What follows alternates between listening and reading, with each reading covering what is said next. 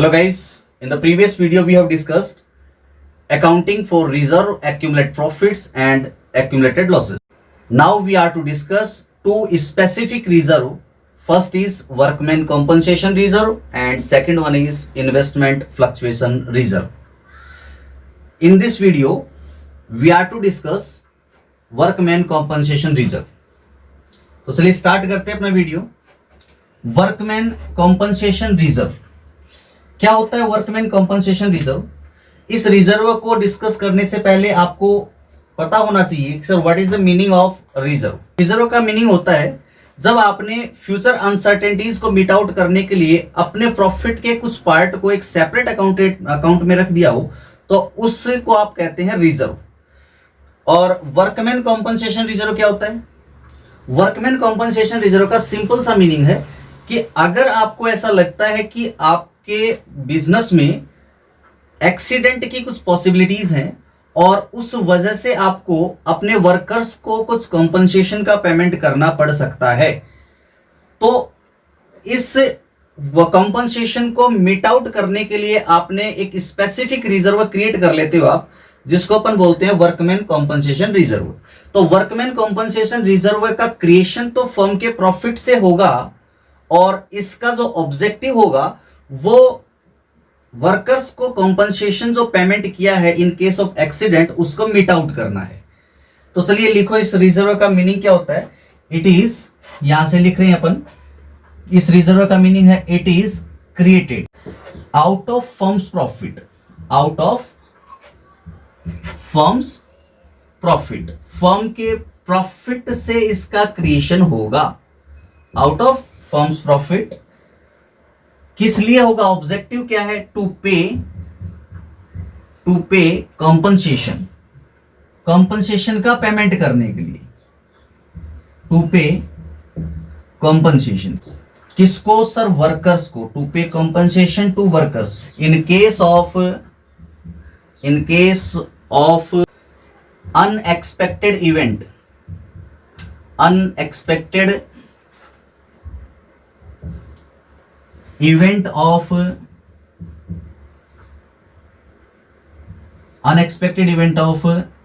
an accident।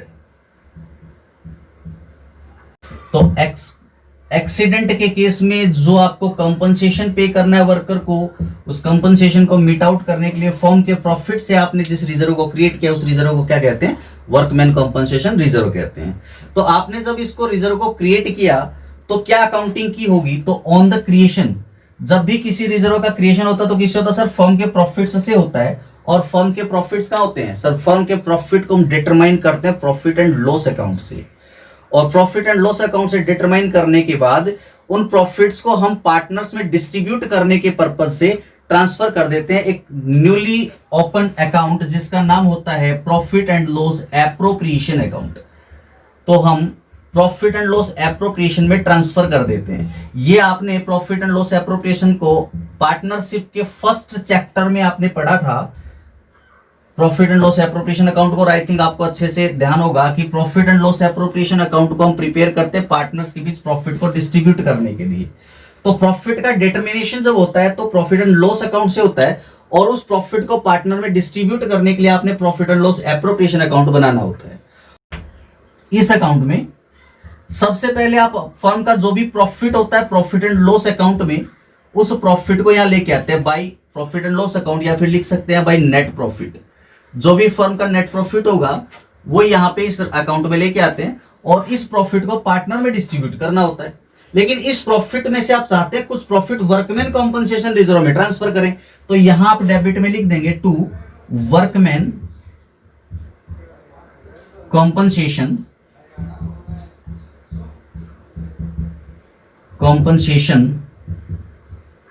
Reserve account. कोई भी reserve का क्रिएशन करना हो, वर्कमैन कॉम्पनसेशन रिजर्व ही नहीं, कोई भी रिजर्व हो या इन्वेस्टमेंट फ्लक्चुएशन रिजर्व हो, जनरल रिजर्व हो या रिजर्व फंड, कोई भी रिजर्व का क्रिएशन करना हो, प्रॉफिट एंड लॉस एप्रोप्रिएशन के डेबिट में रिजर्व लिखा जाएगा। और यहां ये क्रिएशन हुआ तब आपने इसके डेबिट साइड में लिखा to workman compensation reserve account, ये डेबिट साइड में आ गया। तो बताओ एंट्री क्या हुई? सर इसको क्रिएट करने की एंट्री भी profit and loss appropriation account debit to workman compensation reserve account. अब इसको कहां शो करेंगे सर, जब बैलेंस शीट बनाएंगे तो बैलेंस शीट के लाइबिलिटीज साइड में इस वर्कमैन कॉम्पनसेशन रिजर्व को शो करेंगे। लाइबिलिटीज में क्यों, बिकॉज ऑफ सर रिजर्व है, इसका बैलेंस क्या सर, क्रेडिट है, क्रेडिट है, पहले से टू लगाओ तो क्रेडिट है, तो ये पहले से क्रेडिट है। और जिस भी आइटम्स का क्रेडिट, जिन जिन आइटम का क्रेडिट बैलेंस होता है वो सारी आइटम बैलेंस शीट के लाइबिलिटी साइड में, और जिन जिन आइटम्स का डेबिट बैलेंस होता है वो सारी आइटम बैलेंस शीट के एसेट्स साइड में ट्रांसफर हो जाती है। तो यहां पे अपने को क्या दिया हुआ है सर, यहां दिया हुआ वर्कमैन कॉम्पनसेशन रिजर्व जिसका बैलेंस क्रेडिट है, तो कहां ट्रांसफर होगा सर, ये लाइबिलिटी साइड में दिखाएंगे अपन इसको, workman compensation reserve account, compensation reserve account का जितना भी बैलेंस होगा वो यहां बैलेंस शीट के लाइबिलिटी साइड में शो करेंगे। अब सर ये बैलेंस शीट जब at the end of year prepare होगी तो workman compensation reserve balance sheet के लाइबिलिटी साइड में हमें मिलेगा। चलिए ठीक है, अब बैलेंस शीट बनाने के बाद अगर फर्म का रिकॉन्स्टिट्यूशन हो रहा है तो at the time of reconstitution इस वर्कमैन कॉम्पनसेशन रिजर्व का हमें कुछ अकाउंटिंग ट्रीटमेंट करना पड़ेगा। तो क्या अकाउंटिंग ट्रीटमेंट करेंगे, तो चलिए देखते हैं अकाउंटिंग ट्रीटमेंट क्या होगा। हम डिस्कस कर रहे हैं वर्कमैन कॉम्पनसेशन रिजर्व, और इस रिजर्व का हम समझेंगे अकाउंटिंग ट्रीटमेंट। क्या समझना है, अब हमें समझना है सर अकाउंटिंग ट्रीटमेंट। किसका अकाउंटिंग ट्रीटमेंट समझना है सर, इस वर्कमैन कॉम्पनसेशन रिजर्व का अकाउंटिंग ट्रीटमेंट समझना है। किस केस में, इन केस ऑफ रिकॉन्स्टिट्यूशन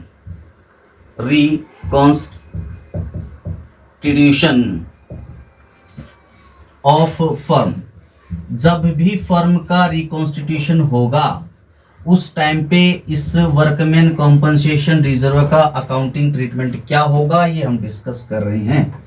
तो देखिए, वर्कमैन कॉम्पनसेशन रिजर्व को क्रिएट करने का हमारा ऑब्जेक्टिव क्या था सर, इसको क्रिएट करने का हमारा ऑब्जेक्टिव था कि अगर रिकॉन्स्टिट्यूशन के टाइम पे कोई भी लायबिलिटी अराइज होती है रिगार्डिंग वर्कमैन कॉम्पनसेशन, तो उस लायबिलिटी को हम मीट आउट कर लेंगे वर्कमैन कॉम्पनसेशन रिजर्व से। तो आपको क्या करना है, पॉइंट नंबर 1 आप यहां लिखोगे इसका, कि अगर कोई लायबिलिटी अराइज होगी तो इस रिजर्व को आप लायबिलिटी में ट्रांसफर कर दोगे। तो लिखो first point, this reserve is transferred. इस रिजर्व को हम ट्रांसफर कर देते हैं। This reserve is transferred to provision for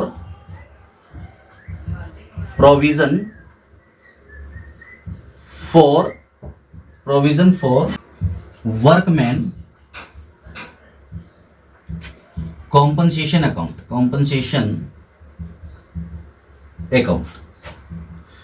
जब भी लायबिलिटी अराइज होगी रिकॉन्स्टिट्यूशन के टाइम पे, तो इस रिजर्व को, कौन से रिजर्व को, वर्कमैन कॉम्पनसेशन रिजर्व को आप provision for workman compensation reserve account में ट्रांसफर करेंगे। कितना, टोटल अमाउंट कर दें क्या, नहीं, जितनी लायबिलिटी अराइज होगी उतना, जितनी एस्टिमेटेड लायबिलिटी है उसके इक्वल अमाउंट। तो लिखोगे यहां पे to the extent of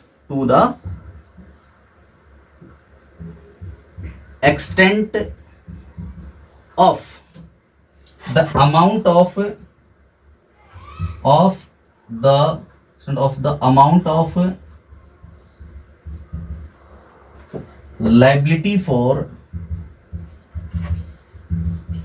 liability for workman compensation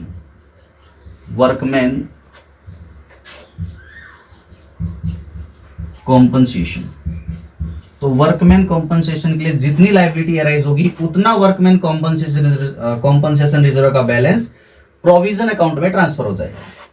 और सर अगर कोई लायबिलिटी अराइज ही नहीं हुई, तो अगर लायबिलिटी अराइज नहीं हुई तो वर्कमैन कॉम्पनसेशन रिजर्व प्रॉफिट से क्रिएट हुआ था, तो ये आपका प्रॉफिट होगा, यानी एक्यूमुलेटेड प्रॉफिट मान लोगे। और जो अकाउंटिंग ट्रीटमेंट एक्यूमुलेटेड प्रॉफिट का किया था वो सेम अकाउंटिंग ट्रीटमेंट इसका भी कर दोगे। तो लिखो if there is, second point, there is if there is no liability, अगर इसके लिए कोई liability arise नहीं हुई, if there is no liability for workman compensation, for workman compensation, अगर कोई लाइबिलिटी वर्कमैन कंपनसेशन के लिए अराइज नहीं हुई है, या फिर लाइबिलिटी तो अराइज हुई थी लेकिन लाइबिलिटी का जो अमाउंट था वो रिजर्व से कम था। फॉर एग्जांपल, आपने बैलेंस शीट में WCR का अमाउंट शो कर रखा है 10,000 और लाइबिलिटी जो वर्कमैन कंपनसेशन लाइबिलिटीज है वो है नील, तो यहाँ रिजर्व में बैलेंस कितना रह गया सर? 10,000 का बैलेंस रह गया। तो ये 10,000 क्या हो गया? ये एक्यूमुलेटेड प्रॉफिट रह गया। और अगर कंडीशन ऐसी हो, यहाँ पे तो कोई लाइबिलिटी नहीं थी, तो 10,000 कंप्लीट अमाउंट क्या हो गया? एक्यूमुलेटेड प्रॉफिट हो गया। और यहां पे अगर 10,000 का रिजर्व होता और लाइबिलिटीज 8,000 अराइज हो जाती, तो यहां जो 2,000 का रिमेनिंग जो बैलेंस रिजर्व में रह गया है ये एक्यूमुलेटेड प्रॉफिट होता। क्या होता है? Accumulated profit. तो इसका मीनिंग ये है कि अगर कोई लाइबिलिटी अराइज नहीं हुई है तो WCR का टोटल अमाउंट एक्यूमुलेट प्रॉफिट होगा, और लाइबिलिटी अगर अराइज हुई है तो रिजर्व का जो अमाउंट है 10,000, 8,000 की लाइबिलिटी अराइज हुई, तो 2,000 जो रिमेनिंग रिजर्व में बैलेंस है वो आपका एक्यूमुलेट प्रॉफिट है। और एक्यूमुलेट प्रॉफिट का अकाउंटिंग ट्रीटमेंट क्या करना होता है सर? ओल्ड रेशियो में पार्टनर्स कैपिटल में ट्रांसफर कर देते हैं, जो आप पीछे के वीडियोस में सीख चुके हैं। तो चलिए यहां पे लिखो, if there is no liability for workman compensation, और या फिर कौन सी कंडीशन है सर? यहां पे कुछ रिजर्व बैलेंस रह गया, लाइबिलिटी अराइज होने के बाद भी रिजर्व में रह गया, तो यहां लिखेंगे और एनी सरप्लस, और एनी सरप्लस, अगर कोई भी सरप्लस रह जाए, किसमें रह जाए? In this reserve. किस रिजर्व की बात कर रहे हैं? वर्कमैन कंपनसेशन रिजर्व की। इन दिस रिजर्व, किस रिजर्व की बात कर रहे हैं? वर्कमैन कंपनसेशन रिजर्व की बात कर रहे हैं। तो any surplus in this reserve after meeting out, after meeting out liability for workman compensation, meeting out liability for workman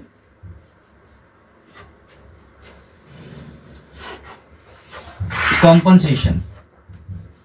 workman compensation को मीट आउट करने के बाद भी अगर रिजर्व में कोई बैलेंस रह गया, जैसा कि अभी एग्जांपल में 2,000 का बैलेंस था, तो उसे हम क्या बोलेंगे sir? It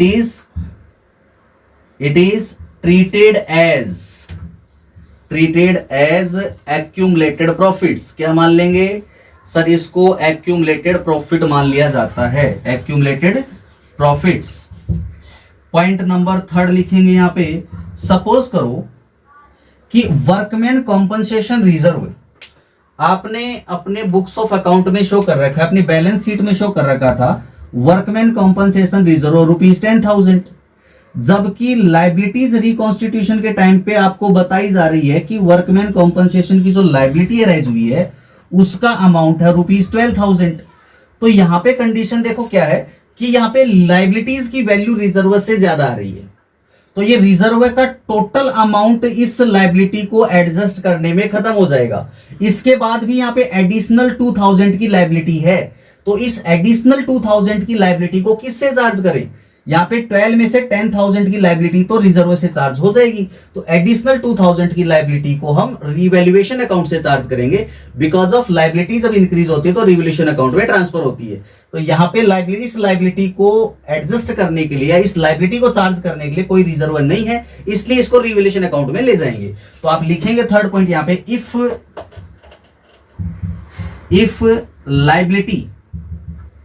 liability for workman compensation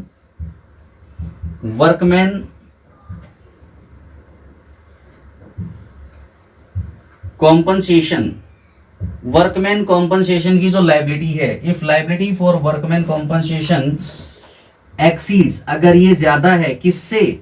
exceeds the workman compensation reserve किससे ज्यादा है सर? वर्कमैन कॉम्पनसेशन रिजर्व से ज्यादा हो, exceed the workman compensation reserve, तो यहां पे जो एडिशनल 2000 का लाइबिलिटीज है, द एडिशनल लाइबिलिटीज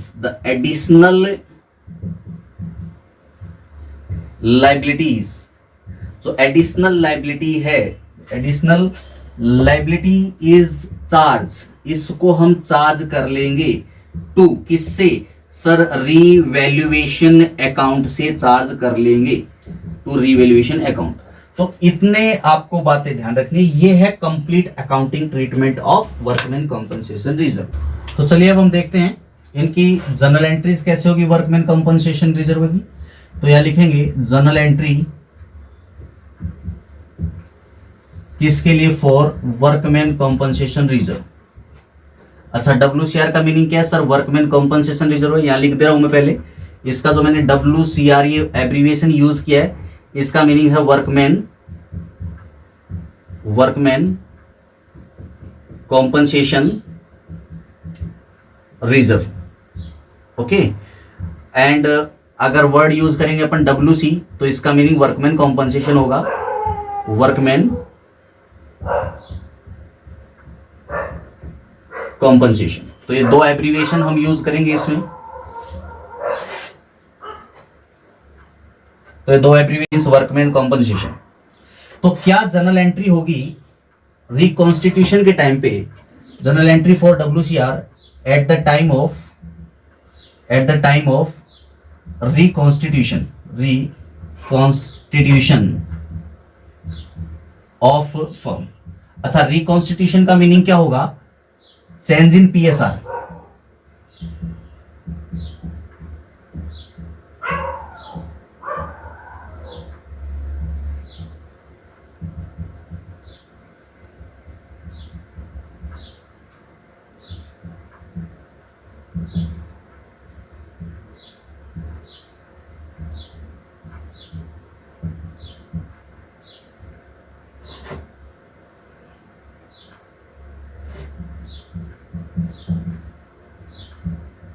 रिटायरमेंट या डेथ ऑफ पार्टनर, ये सब कंडीशंस किसके लिए? रिकॉन्स्टिट्यूशंस के लिए।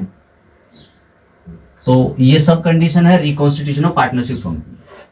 तो वर्कमैन कॉम्पनसेशन रिजर्व की जो भी अकाउंटिंग होनी है वो इन सब केसेस में सेम अकाउंटिंग होनी है, कोई फर्क नहीं पड़ेगा।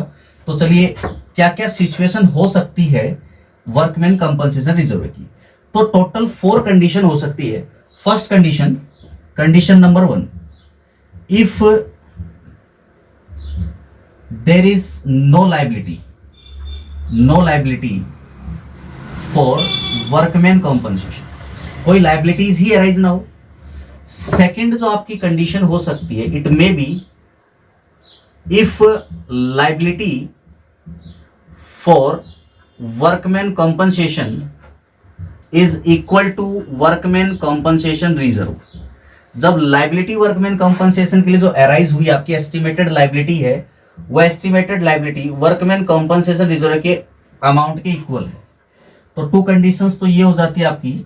और थर्ड जो कंडीशन बनती है आपके लिए वो होता है condition number 3, it may be if liability for workman compensation is less than WCR, जो लाइबिलिटीज का वैल्यू है वो रिजर्व से कम है। यानी रिजर्व 10,000 का आपने क्रिएट किया था और एस्टिमेटेड लाइबिलिटी जो है वो है आपकी 8,000, तो यहाँ पे 2,000 रिजर्व में सरप्लस रह जाएगा। और फोर्थ कंडीशन हो सकती है if liability for workman compensation is greater than WCR, यानी कि आपकी जो वर्कमैन कॉम्पनसेशन रिजर्व का जो अमाउंट था उस अमाउंट से लाइबिलिटीज की वैल्यू ज्यादा हो गई।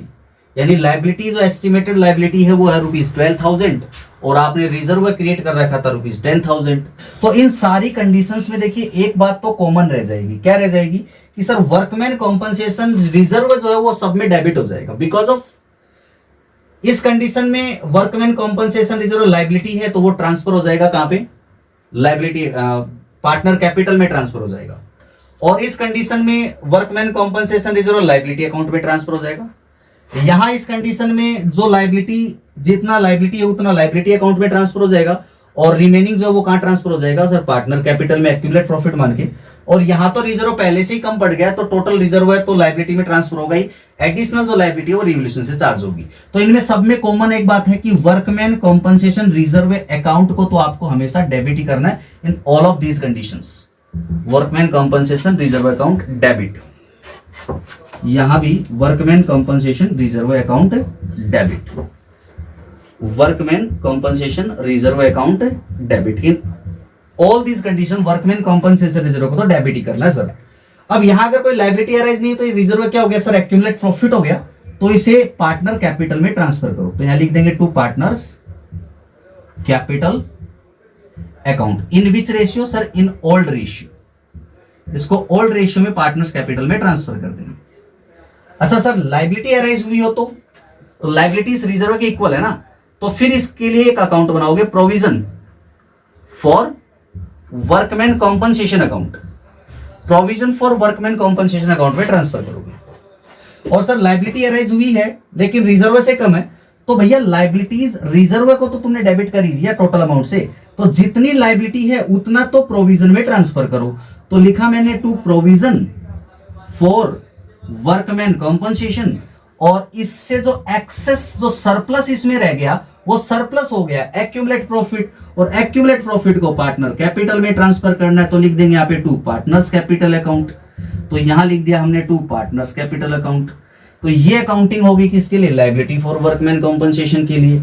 अब हम बात करेंगे sir liability for workman compensation, ये लायबिलिटी की वैल्यू ज्यादा है और रिजर्व की वैल्यू कम है, तो रिजर्व तो तुमने डेबिट किया ना, और लायबिलिटी की अमाउंट जितनी भी होगी उसके वो तो provision for workman compensation account में क्रेडिट ही होगी ना। तो मान लो कि यहां पे लायबिलिटी अराइज हुई थी 10,000 और रिजर्व था 8,000, तो 2,000 की लायबिलिटी जो है वो एडिशनल है, उससे चार्ज किससे करोगे, रिवैल्यूएशन से चार्ज करोगे। और आपको ध्यान होगा कि जब लायबिलिटी की वैल्यू इंक्रीज होती है तो रिवैल्यूएशन के डेबिट साइड में रिकॉर्ड करते हैं, तो यहां पे लिखेंगे रिवैल्यूएशन अकाउंट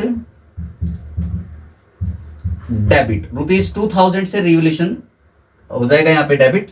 तो ये आपकी अकाउंटिंग होगी वर्कमैन कॉम्पनसेशन रिजर्व के रिलेशन में। लेकिन ध्यान रखेंगे, चाहे तो पार्टनरशिप फर्म में प्रॉफिट रेशियो चेंज हो रहा हो एग्जिस्टिंग पार्टनर में, या एडमिशन हो रहा हो, या रिटायरमेंट या डेथ का केस हो, सारी कंडीशन में, इन सब कंडीशंस में WCR का सेम अकाउंटिंग ट्रीटमेंट होगा, सेम एंट्रीज होगी। यहां पे जो ये कैपिटल अकाउंट में ट्रांसफर हुआ है ये किस रेशियो में होगा सर, ओल्ड रेशियो में होगा, रिमेनिंग बैलेंस। और यहां पे जो आएगी वैल्यू ऑफ लायबिलिटी, यहां पे क्या आएगा, लायबिलिटी जो है estimated liability for workman compensation आएगा, और यहां पे एडिशनल जो लायबिलिटी है वो रिवोल्यूशन से चार्ज हो जाएगी। मिलते हैं नेक्स्ट वीडियो में, थैंक यू वेरी मच।